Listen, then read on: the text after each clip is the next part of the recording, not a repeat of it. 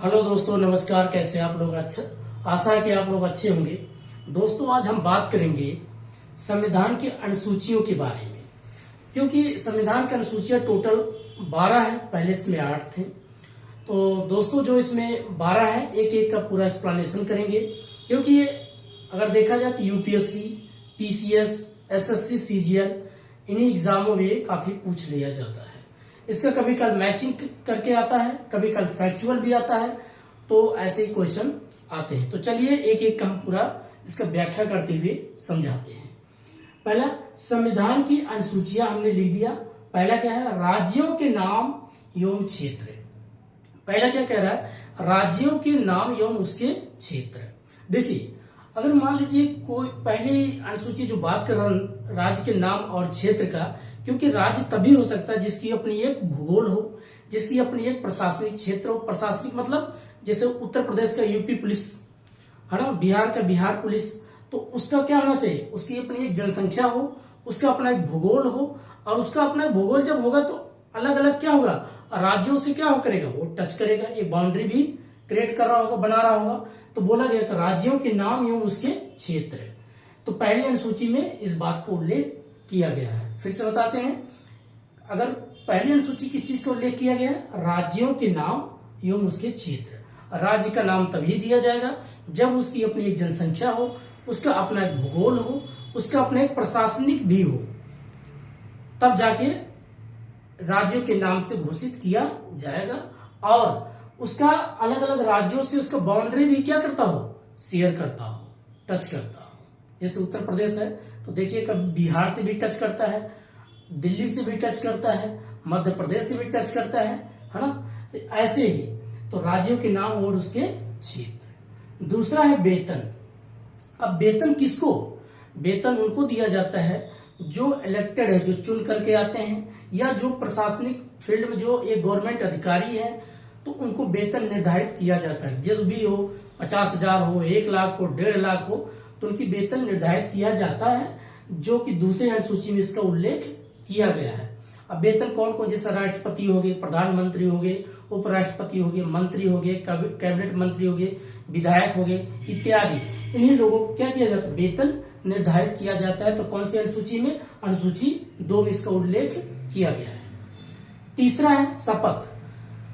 अब शपथ इतना समझ जाइए, जो व्यक्ति अगर मान लीजिए वेतन लिया, वही फिर क्या करता है? उसको शपथ भी दिलाया जाता है। भाई शपथ लेगा कि आज मैं इतना वेतन ले रहा तो मुझे एक प्रकार से काम ही करना पड़ेगा। तो शपथ का मतलब जब प्रधानमंत्री शपथ लेते हो, राष्ट्रपति शपथ लेते हो, है ना, आपका मुख्यमंत्री शपथ लेते हो, राज्यपाल शपथ लेते हो, तो ये शपथ तीसरी अनुसूची में इसका उल्लेख किया गया है। चौथी अनुसूची में राज्यसभा तथा केंद्र शासित प्रदेश के सीटों का आवंटन। अब ये क्या है? राज्यसभा जो आपका संसद है, तो संसद में एक राज्यसभा है, और प्लस केंद्र शासित प्रदेश जो आजकल वर्तमान में 8 है, जैसे दिल्ली है, चंडीगढ़ है, पुदुचेरी। तो क्या करते हैं, इनमें कुछ सीटों का आवंटन किया जाए। आवंटन मीन्स कितना सीटें रखा जाए, है ना, कितना सीटें निर्धारित किया जाए, राज्यसभा में कितना हो, लोकसभा में कितनी हो। तो ये चौथी अनुसूची उसी बातों का उल्लेख करता है कि कितने सीटें का आवंटन किया जाए राज्यसभा और केंद्र शासित प्रदेश में। पांचवी जो है अनुसूचित जाति और जनजाति एवं जनजाति के प्रशासनिक उपबंध। प्रशासनिक उपबंध मीन्स क्या होता है दोस्तों? क्योंकि ध्यान से देखिएगा, अनुसूचित जाति और अनुसूचित जनजाति के प्रशासनिक उपबंध, क्योंकि इसमें एक कानून लाया गया जो अनुसूचित जाति अनुसूचित जनजाति है कि इनकी एक सुरक्षा के लिए कानून लाया गया कि कोई इनको कभी जातिगत शब्दों से इनका नाम लेकर के एक हीन भावना शब्द ना उद्घृत किया जाए, ना कहा जाए।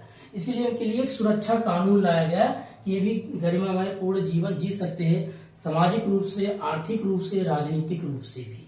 इसलिए इनके लिए पांचवी अनुसूची में अनुसूचित जाति और जनजाति दोनों एक साथ जोड़ करके बना दिया गया है। छठी अनुसूची में क्या है? सिर्फ अनुसूचित जनजाति के लिए प्रशासनिक उपबंध किया गया।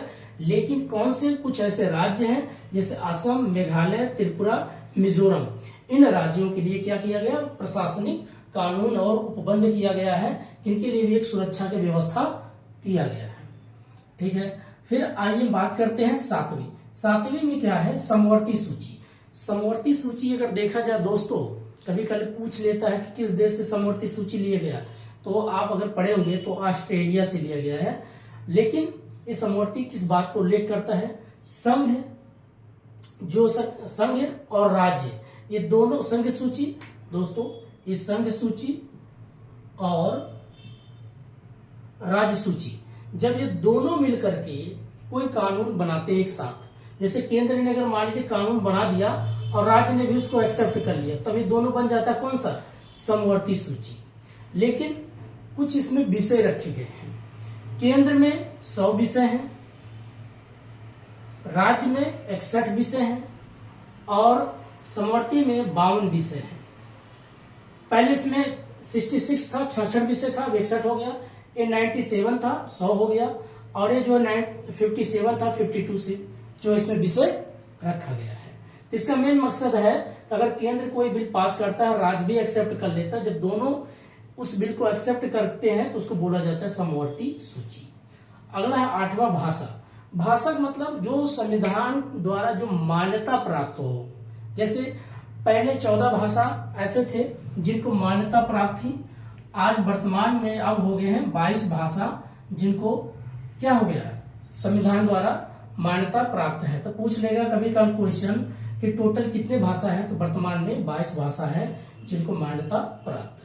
एक कौन सी अनुसूची में इसका उल्लेख किया गया है, 8वीं अनुसूची में। 9वीं में किस चीज का उल्लेख किया गया, अधिकार की बात। अधिकार कैसे, जैसे मान लीजिए भू सुधार बोलते हैं इसको, भू सुधार, ये बहुत बड़ा इसका एक कहानी भी है, केशवानंद भारती बनाम केस। केशवानंद भारती बनाम केस आया था, क्योंकि अगर आपकी जमीन का टुकड़ा है तो सरकार आपकी जमीन नहीं ले सकती, तब तक नहीं ले सकती जब तक आप अपनी इच्छा अनुसार उसको जमीन को सौंपते नहीं है। जिस दिन आप अपने जमीन को सरकार को दे देते हैं तो सरकार ले सकती है। लेकिन अधिकार किस चीज का दिया गया है कि बिना आपके परमिशन के कोई आपका जमीन नहीं ले सकता। जैसे हमारी सरकार कोई एक हाईवे रोड बना रही है, बीच में आपका जमीन का टुकड़ा आ गया, सरकार जबरदस्ती नहीं ले सकती, आपका अधिकार है, आपका राइट है, आप सरकार से केस कर सकते हैं, आप सरकार से बहस कर सकते हैं, किसी की भी हो, आप सुप्रीम कोर्ट जा सकते हो।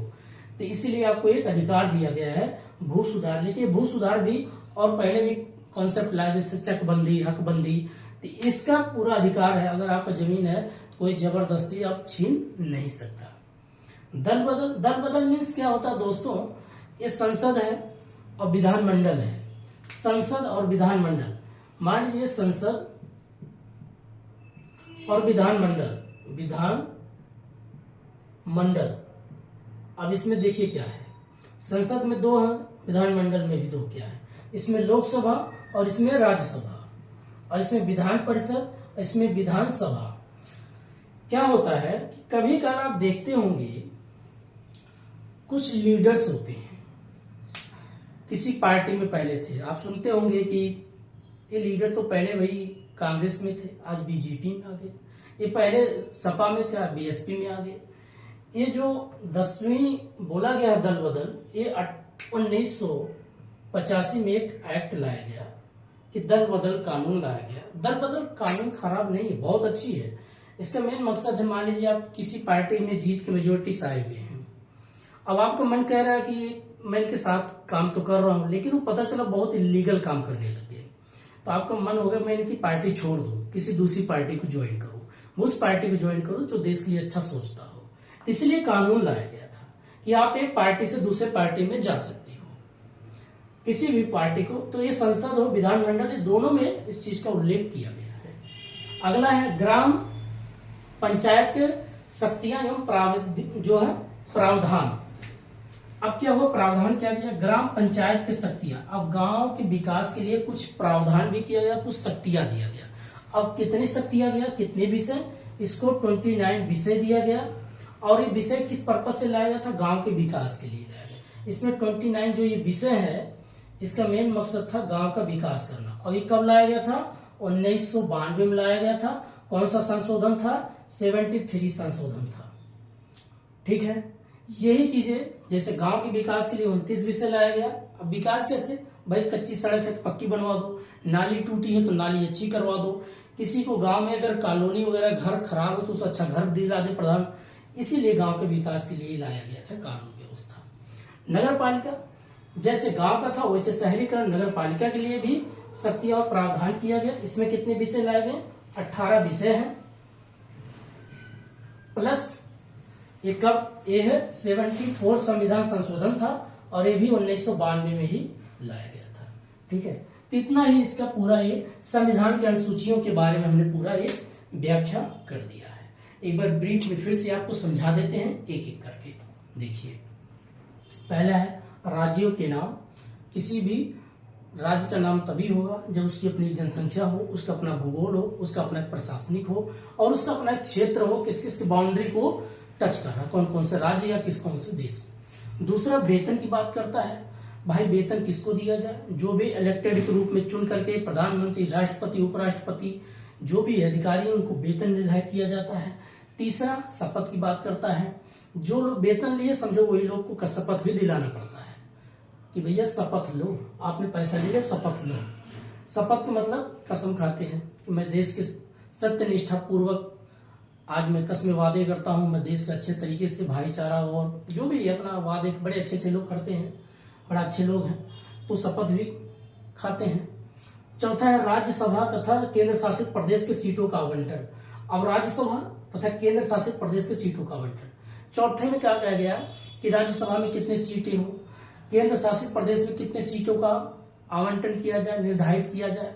अब जैसे मान नया पार्लियामेंट बना, अब देखिए अभी जनगणना हुआ नहीं, जैसे जनगणना होगा देश की आबादी और नजर आएगी तो उसमें सीटें और बढ़ेंगी, तो और भी लोकसभा में, राज्यसभा में काफी सीटें बढ़ेंगी। तो चौथी अनुसूची इसी की बात उल्लेख करता है। पांचवी में अनुसूचित जाति और जनजाति के प्रशासनिक उपबंध किया गया है। इसमें अनुसूचित जाति और अनुसूचित जनजाति के लिए एक कानूनन इनकी सुरक्षा को उपबंध किया गया है। कोई इनको कभी भी जातिगत सूची शब्दों से उल्लेख ना करे, इनको हीन भावना ना दे, इनके लिए प्रावधानिक सुरक्षा का कवच बनाया गया, कानून दिया गया। फिर यही चीजें छठी में क्या गया, सिर्फ अनुसूचित जनजाति के प्रशासनिक उपबंध किया गया है, और कौन से राज्य के, असम, मेघालय, त्रिपुरा, मिजोरम के लिए। सातवें में क्या है, समवर्ती सूची। समवर्ती सूची तभी होगा जब संघ सूची और राज्य सूची दोनों मिलकर के कोई एक विषय पे काम करते हैं, तो वो बनता है समवर्ती सूची। संघ सूची में वर्तमान में 100 विषय हैं, राज्य सूची में 61 विषय हैं, समवर्ती में वर्तमान में 52 विषय हैं। ठीक है।